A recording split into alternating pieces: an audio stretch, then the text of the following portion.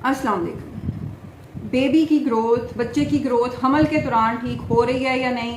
कब आपको फिक्रमंद होना चाहिए और किस तरीके से पता चल सकता है कि ग्रोथ सही जा रही है, इसके बारे में आज डिटेल से बात करेंगे आज के इस व्लॉग में। तो एंड तक आपने इसको ज़रूर देखना है। और ख़ास तौर पे वो ख़वातीन जो पहली बार जिन्होंने कंसीव किया है, जो जिनकी फ़र्स्ट प्रेगनेंसी है, उनमें ये कंसर्न बहुत ज़्यादा होता है। ख़ास तौर पे कुछ दिन पहले भी मेरे पास एक पेशेंट जिसका अब 5th मंथ 5वां महीना, लेकिन चूंकि हमने पहले भी जैसे कई बार व्लॉग्स में बात की है कि जो जिनकी पहली प्रेगनेंसी होती है तो पहले हमल में आपको बेबी की मूवमेंट भी आपको 5वें महीने में फील होती है जाके। तो वो खातून चूंकि खुद भी ज़रा कमज़ोर थिन लीन सी थी और हाइट भी उनकी कम थी, तो वो ऐसा बेबी बम्प फील नहीं हो रहा था। और अभी चूंकि पहला हमल था तो मूवमेंट भी फील नहीं हो रही थी, तो वो काफ़ी कंसर्न थी कि वजन क्या बच्चे का नहीं बढ़ा या क्या बच्चे की ग्रोथ नहीं हो रही। तो उसमें आपको मैं बता दूं कि हम जो ख़ास तौर पे 6 महीने से पहले जो बच्चे का वजन है, हम 3 पैरामीटर के जरिए हम देखते हैं कि बच्चे की ग्रोथ ठीक है या नहीं। उसमें बच्चे के हेड का डायमीटर है, बच्चे का सर, जो आमतौर पर आपने अल्ट्रासाउंड में भी देखा होगा कि उसकी मेजरमेंट ली जाती है, उसको मापा जाता है कि वो कितना है। आया जितने हफ्ते आप बता रहे हैं आपके डेट मिस होने के हवाले से, और आपका जो अल्ट्रासाउंड है उस पे उतने हफ्ते सर के मुताबिक, बच्चे के सर के डायामीटर के मुताबिक बनते हैं या नहीं। बच्चे के पेट का जो डायामीटर है और बच्चे की जो थाई बोन, जो टांग की ऊपर वाले हिस्से की जो हड्डी है, उसके जरिए से हम ये 3 चीज़ों के जरिए से अल्ट्रासाउंड पे देखते हैं कि बच्चे की ग्रोथ ठीक है या नहीं। छठे महीने के बाद उसका वजन भी उसमें देखा जाता है। जो पहले 3 महीने हैं, अक्सर हमने पहले भी बात की है कि जो पहले 3 महीने हैं उनमें मैं मरीजों को कहती हूँ कि आप इतना परेशान ना हो। 1-2 किलो अगर वजन बढ़ रहा है तो घबराने की बात नहीं है, क्योंकि पहले जो 3 महीने हैं उनमें मतली, दिल खराब होना, उल्टियाँ, पेट में दर्द, ये इस किस्म के मसाइल हार्मोनल चेंजेस की वजह से बहुत ज़्यादा होते हैं। लेकिन उसके बाद जब आपके 3 महीने पूरे हो गए हैं तो, और उसके बाद अगर आपको ऐसी कोई शिकायत है कि आपका सीमेंट खाने को दिल कर रहा है, आपका कच्चे चावल खाने को दिल कर रहा है, आप गाची खा रही हैं, मट्टी खा रही हैं, और इवन पेशेंट्स कोयला भी खा रहे होते हैं, और उसको घर के बड़े जो बुजुर्ग हैं वो उसको नॉर्मल कंसीडर कर रहे होते हैं कि जी ये तो हमल में एक नॉर्मल चीज़ है और इसका कोई मसला नहीं होता, ये तो हर औरत का दिल करता है। बिल्कुल ऐसी कोई बात नहीं है, हर औरत का दिल बिल्कुल नहीं करता, सिर्फ उन खवातीन का दिल करता है जिनके अंदर खून की शदीद किस्म की कमी पाई जाती है। और एक बदकिस्मती से एक गलत रुझान मैंने अक्सर मरीजों में देखा है कि वो 8-9 महीने तक, वो जब हमल का पता चल गया, डॉक्टर को दिखाने की जहमत ही दोबारा नहीं करते, इवन शहरों के अंदर भी।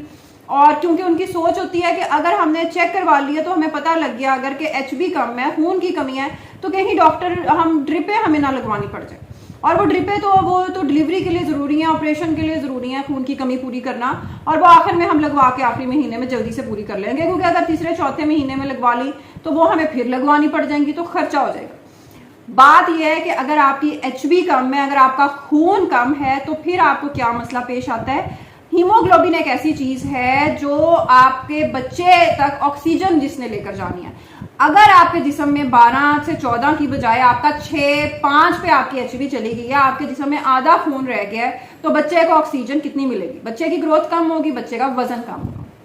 तो ऐसे केसेस में भी अगर माँ खून की कमी का शिकार है तो बच्चे का वजन कम होगा, बच्चे का वेट बढ़ नहीं सकता, बच्चे की ग्रोथ प्रॉपर नहीं हो सकती। दूसरी एक चीज़ हम देखते हैं कि अगर हम पेशेंट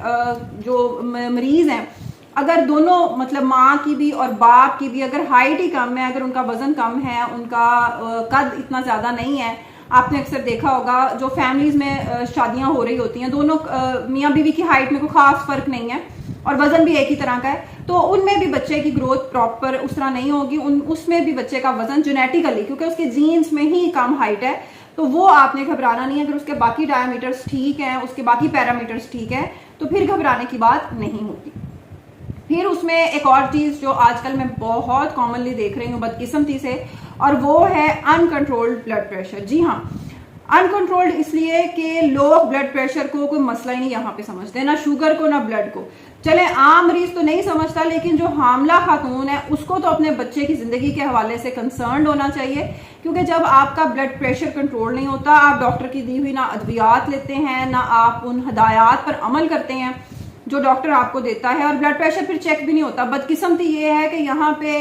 कई लोग बेचारे जाकर चेक भी करवा रहे होते हैं, डॉक्टर ब्लड प्रेशर चेक करने की जहमत गवारा नहीं करते, और उनके अमले में जो लोग चेक कर रहे होते हैं उनको पता ही नहीं होता कि हाई ब्लड प्रेशर प्रेगनेंसी में खतरे की घंटी है। तो अगर आपका ब्लड प्रेशर भी जिस्म के अंदर मुसलसल बढ़ रहा है और आप दवाई नहीं ले रहे और उसका इलाज प्रॉपर नहीं हो रहा,